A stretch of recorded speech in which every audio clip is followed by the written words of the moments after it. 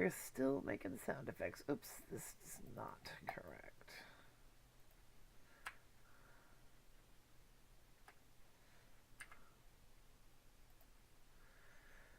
Okay. Hey, this is Julie, and it's 6 o'clock.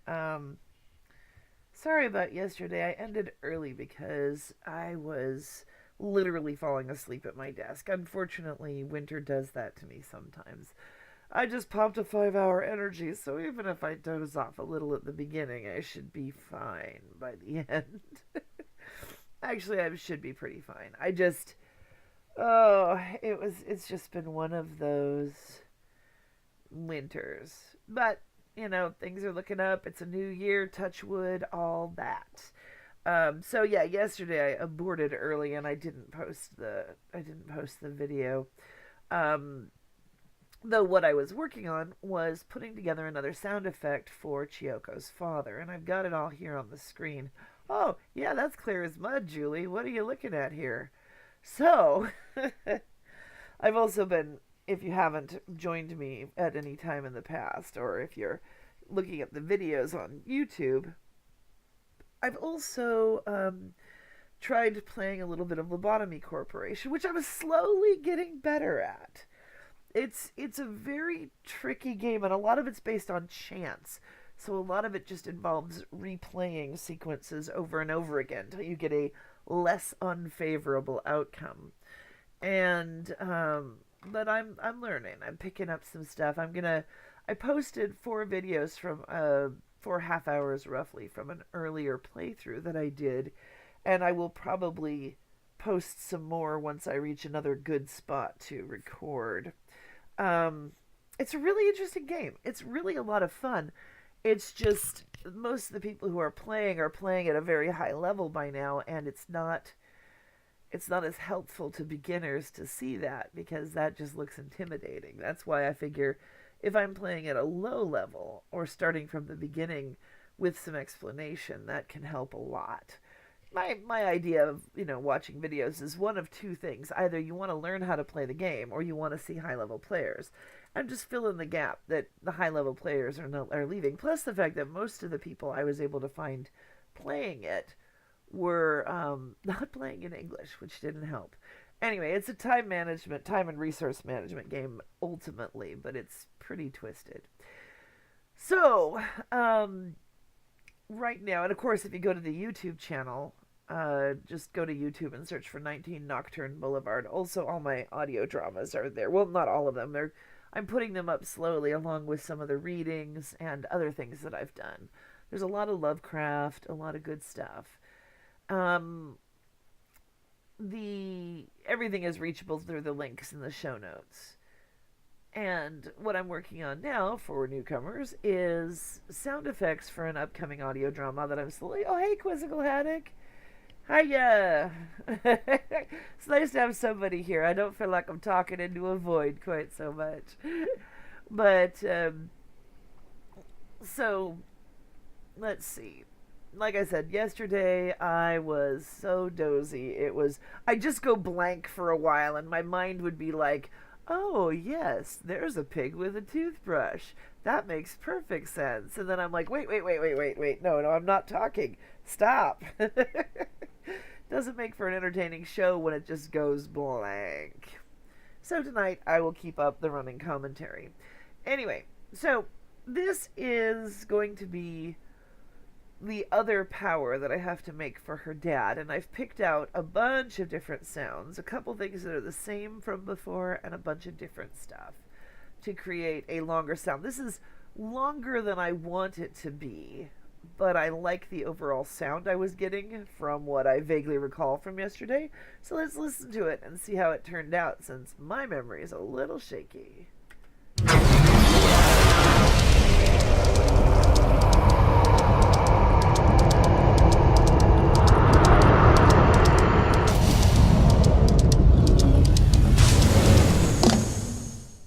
Now this is a long power, so I could leave it this long. I'll probably shave off a couple seconds right at the beginning. But to do that, let's see. first off, I actually like the drums. I want them all to be louder, so I'm going to do that first thing. As I said, I'm working with a drum motif for him in general because it's more of a martial, masculine thing, and he is Chiyoko's dad, and he's old school, and he's very, I don't know if you'd call it macho, but he's very much aware of how important his job is as a monster hunter. So and then what I'll do then, I think if I'm going to take off, say, 2 seconds at the beginning, rather than just cutting everything off, I'm going to move this one down because I like the beginning part here, and I can fade it out earlier. And then fade in from here. And see how that sounds. Now remember, I can always undo this. Undo is completely my friend. In fact, I don't need to fade it out because the ending is this noise, which I used on the other power I put together of him as well. That's one of my constants for him, is the final release or something. And then if I do that, then I can take 2 seconds off here and just fade them and just blank them right out. Oops. And then fade them in which case now it starts from here. Rather than moving everything back up, I just blanked out at the beginning. For now, I can change that later after I've decided.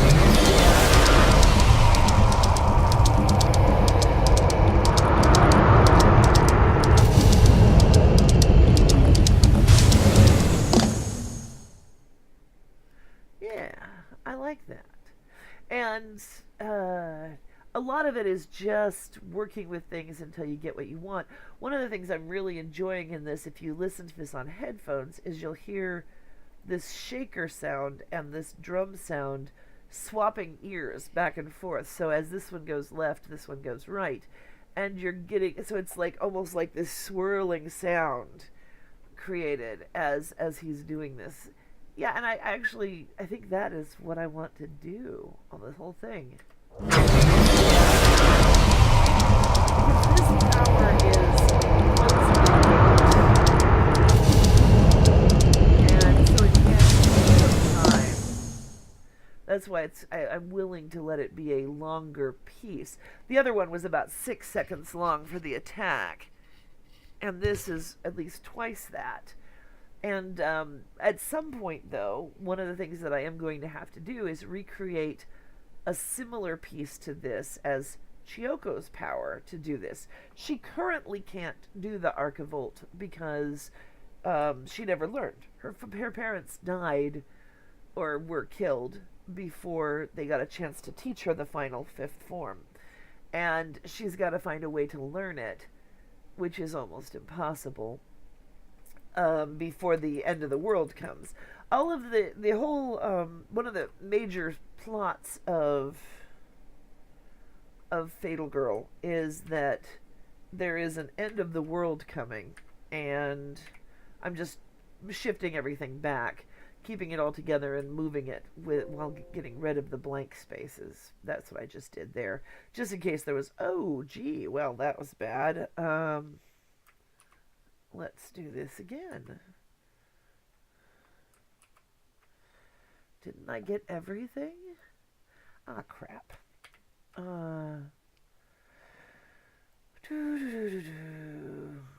That's why you always check. Okay, let's make sure I got everything moved. Because last time I noticed that the bottom track had not shifted properly. And I don't need the label track anymore. Okay. And, we were unable to connect to chat, reconnecting in 2 minutes? What happened to chat? Every once in a while my internet does shut down, but hopefully it's not right now. Let me take a look over here. I'm live. Okay, so it must have just been some sort of a goof in there somewhere. It's real interesting when because 'cause I work nights, and every night at like 2:30 a.m. my internet goes down for somewhere between 5 minutes and half an hour, and it's so annoying. I haven't gotten around to calling Comcast Xfinity on it, simply because calling at 2 in the morning isn't going to do any good, and frankly, calling any other time isn't going to do any good.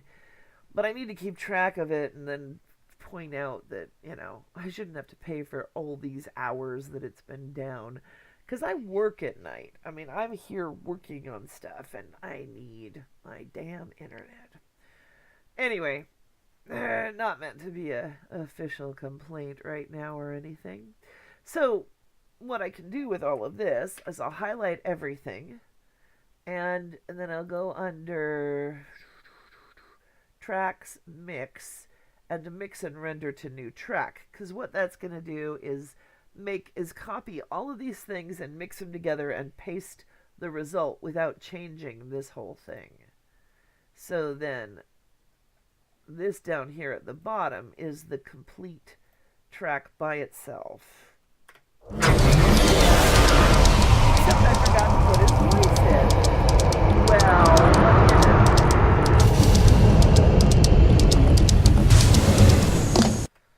so the last thing I have to put in is his voice. And I think I'm going to go ahead and save this and then save a copy as make it mixed with voice so that I know that I've got all the pieces in this one. At some point, like I said, I'm going to have to make a Chiyoko version, and hers is going to be bells instead of drums because that's her motif. And also, I'll probably put in, she's got a lighter, more girlish sound. I know that's bizarre and silly, but what the heck.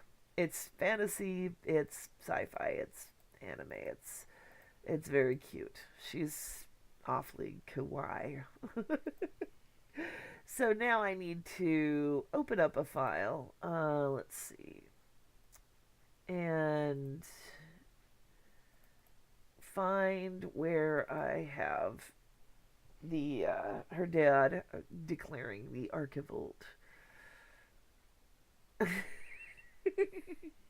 There's nothing more hilarious than getting people to do weird sounds on microphone. Nope, that's the waking up. Attack! No, come on. Fight sounds. Come on, tell me I got the archivolt in here. If I forgot, I will be so annoyed. Oh no, that's the humming. Let's see. One thing that hasn't been cleared yet in the series that is a simple point is that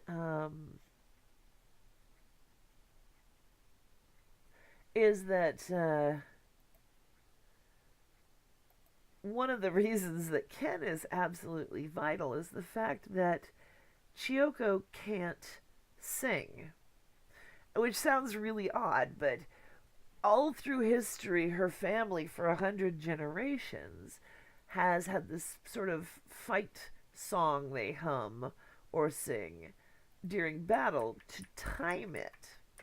It was very foolish of you. And in the timing, that way they knew when to come back to the body. But she has no rhythm or no musical sense, and so she can't sing, and she can't time it while she's out. I am beginning the archivolt. Arrgh! Not if my daughter is beyond the gate. I will not endanger my child.